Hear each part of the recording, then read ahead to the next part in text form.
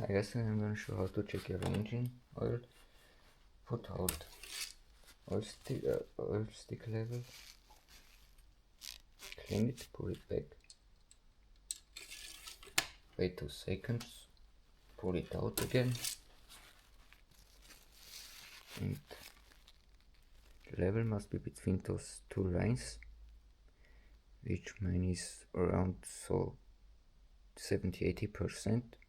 I don't need to feel it. If it's around somewhere below, you have to feel it, and if it's above, you must pull some engine oil out.